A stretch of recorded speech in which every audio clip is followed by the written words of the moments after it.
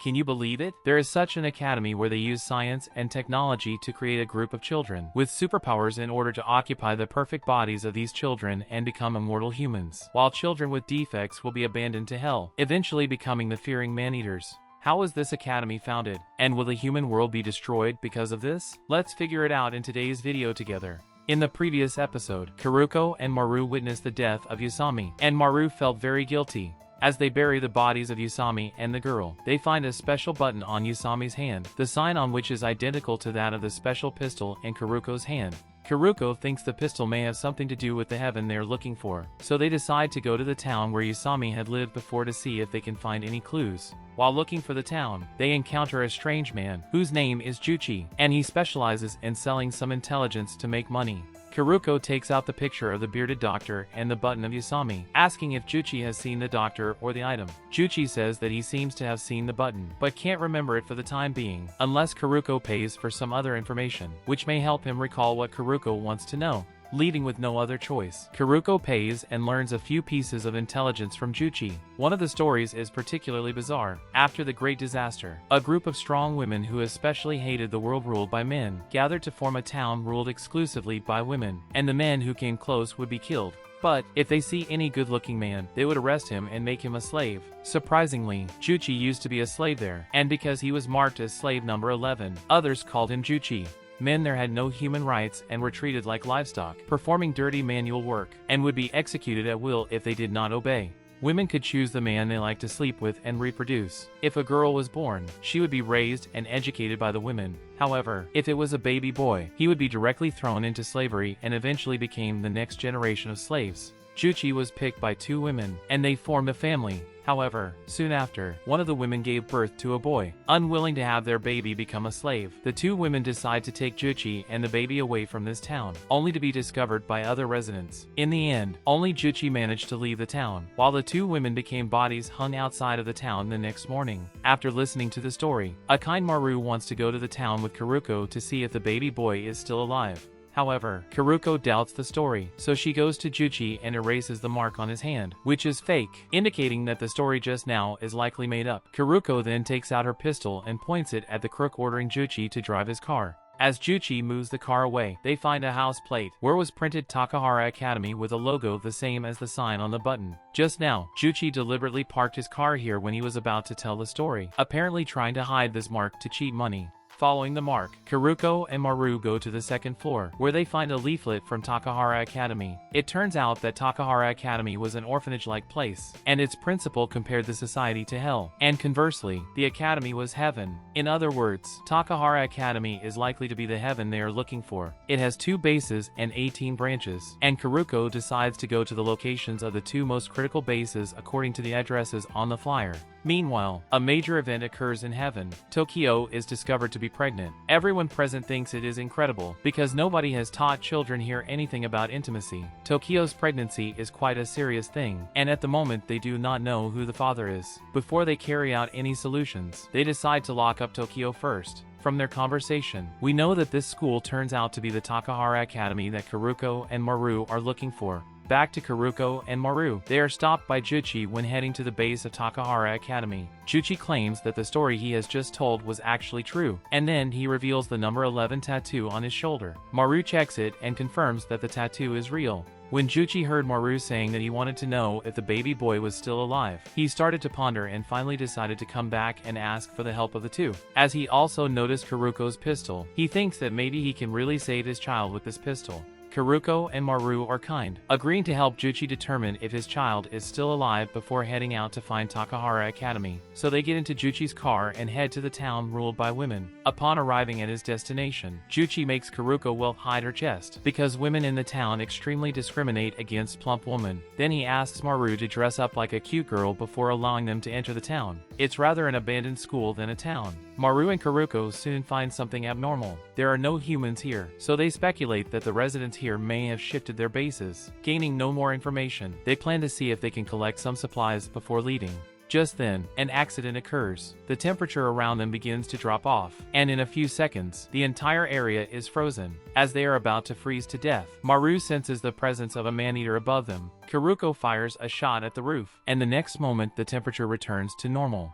Soon after, they hear a voice nearby, and Karuko runs to the sound. Despite Maru's calling, it turns out she has discovered the weakness of the man-eater from its attack just now. This is the experience she has summed up in fighting man-eaters for so many years. As long as she knows how the man-eater attacks, it is no longer terrible for her. This man-eater's attack was ranged and could only freeze opponents in narrow places. It is a bit like a spider. And Karuko, after spotting the man-eater, fires a shot at it from a distance, blowing up half of its body. Karuko then asks Maru to touch the half body, but Maru doesn't find its core. In other words, the other half of the body that escaped is the main body of the man-eater. Ending the crisis, Karuko tells Chuchi the results of the investigation. They speculate that the man-eater just now probably killed all the people in the town. Just when they are desperate, they meet two men who had been slaves with Chuchi. Under their narration, Chuchi learns the truth about the disappearance of the town's residents. It turns out that after Chuchi escaped, the town was invaded by a man-eater. The slaves were lucky enough to be woken up by the cry of the baby boy when the man-eater attacked, so they managed to run away, while the others were all killed by the man-eater. Now the slaves who escaped live in a nearby stronghold, and Chuchi's child is still alive.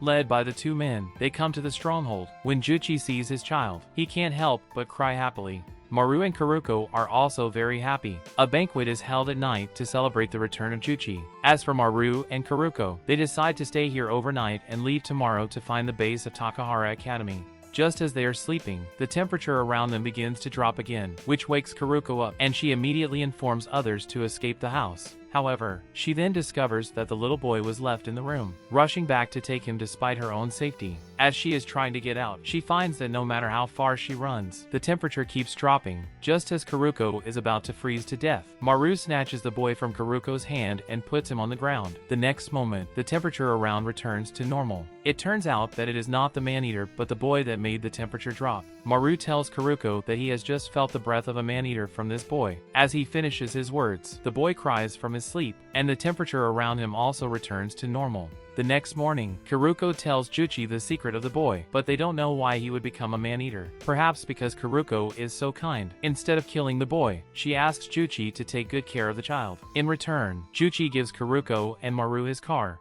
With a vehicle, Karuko embarks on the path of looking for heaven. Unbeknownst to them, shortly after Karuko left, Chuchi kills one of his companions in the stronghold and leaves with his child. It turns out that when Chuchi was about to escape from the female-ruled town, it was this companion who snitched about his plan to the rulers, resulting in the death of the child's mother. Meanwhile, Tokyo in heaven sends a message to Kona when she is still imprisoned. The doctors in the lab tell Tokyo that when the item in her belly is taken out, she will be set free. During the time of Tokyo's captivity, some new students appear in heaven. The new students quickly integrate into school life. One day, Mimiheim notices that among the new students, there is a girl named Oma playing alone in the corner. Mimiheim asks Oma why she doesn't play with others. Oma looks at her, says that she will only cause trouble to them, and then cries. To comfort her, Mimiheim gently takes off Oma's sunglasses, but the next moment blue light appears in Oma's eyes, and when Mimiheim looks at Oma, she suddenly feels being grabbed by a strange machine, and many pin-like devices pierce her body. In the torture of strong pain, Mimiheim faints over.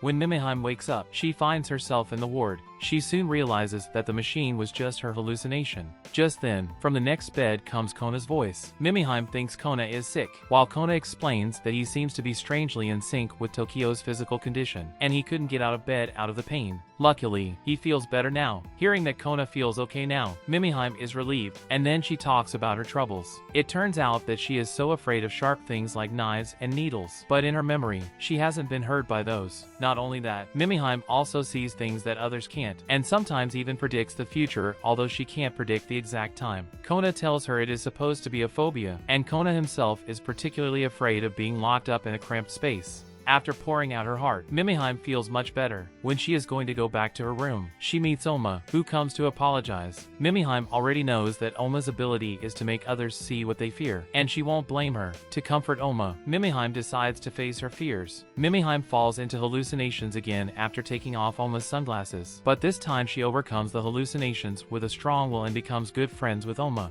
Hours ago, Tokyo was giving birth in the delivery room with the help of the doctors, and the process made her very painful, which should be the reason why Kona felt the pain. Soon, Tokyo's baby is put into the lab. After that, Saotari, the experimenter in charge of delivering the baby, has a secret conversation with the principal, and we can learn something from their talk.